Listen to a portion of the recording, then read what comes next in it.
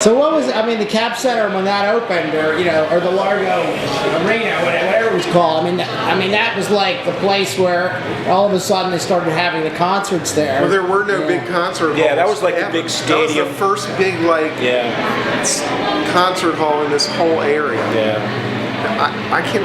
The biggest one. It was definitely the biggest one. I remember seeing an oldie, one of those Richard Nader oldie shows there in '73 with Chuck Berry, Bill Haley and the Comets, Little Richard, who had this big white fur coat. He climbs up on top of the speaker tower and he throws this thing out into the crowd. Wow. Full-length white fur coat. Wow.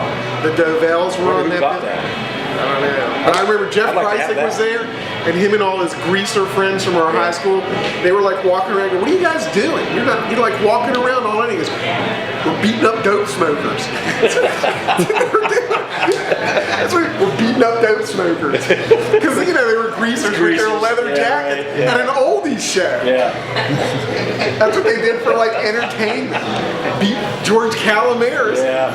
Currently where is he now? Patuxent Institution. Another thing after they his used to second murder. These guys would drive around in snowstorms in a big, Jeff had this big Grand Prix, and they'd leave all the windows open, and they'd drive around so you could only see the driver, and they were all like on the floor. And they were just waiting for little kids to start throwing snowballs at the driver. And then when they did, the guy would stop the car and like 8 of these big huge guys would go out and beat the shit out of a little kid. They did this for entertainment. It's the same guys that were at the Capitol Center beating up dope smokers. Well, I mean, who hasn't done that?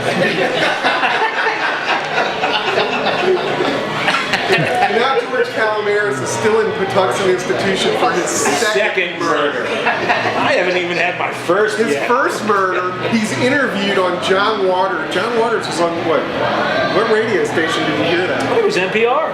So John Waters, he goes to Patuxent and he teaches classes there. I don't know if he still does this, but in the 80s he did this. Yeah. And he's interviewing this guy that I know that I went to school with, George Calameris, who murdered some guy who ripped him off on a marijuana deal. He like shorted him on the marijuana, so he just walks up to the guy in a car and he just like shoots him. So he goes, "So George," Robbie, again, who hasn't done that? so he goes, "So George, after all this time, if you could do it over again, do you regret what you did?" And he goes, "Nope, I do the same thing. The guy ripped me off." Is that what he said on the radio? And then he was in this, the Patuxent Institute, and it was like a rehabilitation center. There's no sentences. Yeah. You can get out in one day, or you can never get out, depending on what the psychologist So he's there for a while, and then they let him out, because he's rehabilitated now. after like 10 years at least. Yeah, and then what does he do? So then he meets some chick, I don't know who she is, and he murders like her boyfriend or something to get money. Yeah. He's out of prison for like a week. Yeah. And I remember when the first time he was in prison. Why are you pointing to me? He's your friend. First time he was in prison, he joined the Marines, knowing that he was going to get arrested. But he phoned everybody he knew and said, "I'm joining the Marines and I'm flying out of Baltimore Washington Airport tomorrow morning." So of course the police, who were looking for this knucklehead, call people that he knows. "Oh yeah, well he just joined the Marines. He's going to be a BWI this morning." So they arrested him right at the airport. Yeah, and I saw the thing in the papers. Local Marine arrested him. And I'm reading it, it's George Calameris. So I called my friend and I said, "Hey Jeff, did you know about this?" He goes, "Oh yeah," he called everybody he knew and said he was joining the Marines and was leaving this morning. But Go kill more people. we digress from the Capitol. Yeah, but that Allman Brothers, I've seen pictures of that. It was in the Post, when it was written up. It looked pretty crazy, and I guess I it's still have my tickets still like that. Really? But another thing that I did that was very cool, that was at DC Stadium, there's a thing called the Berlin Airlift. And this was like days after Hendrix died.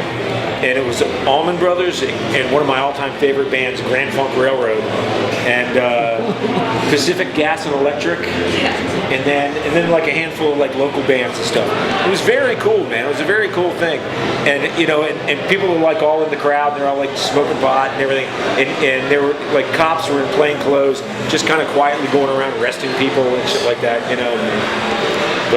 But that was the Berlin Airlift. I think that was supposed to be at Rehoboth Beach. It was. It was supposed to be in Berlin, Maryland, near Ocean City, and they just had too big an interest, and it was just too big for the little town of Berlin. So then they decided to move it to DC Stadium. It was great. It was great, and it was like at that time.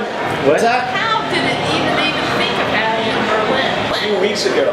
It's like tiny. I mean, there's like the population, like 1,000 at the most. You know. Did you ever go to Carr's Beach, or that they call it the Great McGonagall? Yeah, Great McGonagall Park. Right. Great McGonagall Seaside Park. Yeah, right. Yeah. Right, yeah. I saw Chuck Berry and Sky Cobb there. Yeah, I saw Chuck Berry and Sky Cobb there. I remember liking Sky Cobb. I don't remember anything about them except that, hey, they're pretty good. Yeah, yeah. That was the guys who were in this band, The New Breed. It was like his brothers, Jamie McKinnon and Bruce McKinnon. Jamie played sax and Bruce played guitar. They later became Model Prisoners. Remember Model Prisoners? I remember that. Yeah. Same way Carrico handled them, exactly. Yeah. Yeah. But they did their set and then they backed up Chuck Berry, which was like the De Rigueur, you know, when Chuck Berry was playing. But that was not too far from my dad's house in Annapolis. And so I hitchhiked out, went to my dad's house, hung out with him for a little bit, and then just walked along the beach and then kind of climbed over a fence. And I got tons of other stories about that, you know, that should not remain on camera.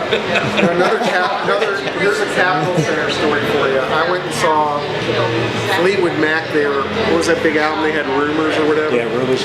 So Bob Welch, who had been their guitar player before Lindsey Buckingham, he was the opening act. But in any case, we get there in the festival scene. The place is completely sold out. The concert starts at 8 o'clock. At 8 o'clock, some guy comes out, I don't know who he was, and he says, Lindsey Buckingham had a medical procedure this morning and he cannot play. So the concert is going to be tomorrow night instead. It took us 4 hours to get out of the parking lot. Yeah, no doubt. Because literally everybody left at the same time. Right, And we had great, like we were like right up near the floor in the festival seats. Yeah. We had like great seats. What a nightmare that was. But they knew he was sick, and they waited till everybody was there instead of going on the radio. Well, we'll just wait till Liberty gets in and we'll let everybody know at once. Jesus Christ. But I mean, it's funny. I mean, as bands like Black Oak, Arkansas could headline at the Capitol Center. Yeah. I guess that everybody would just go, regardless of who was playing. I think. Well, yeah, if there was like 3 bands or something, it was cheap enough, you'd go. And, Back then, tickets were like $6 or $7. Yeah. When I remember going to Merriweather when lawn seats were $2. This is in '72. Lawn seats were $2, and regular seats under the pavilion were $4. We'd go up to the ticket office on opening day and buy like 10 concerts worth for $40. Yeah. 10 concerts. Is this the band there? Are they playing? Go check them out.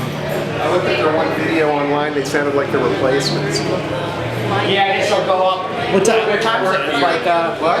what time? When's the you're all going? What time? We go are you on like going? 11. 11? Quarter of 11 or 11. Oh, really? And they play for a half an hour. It's 10 o'clock. Oh, it's 10? Moving Okay. on.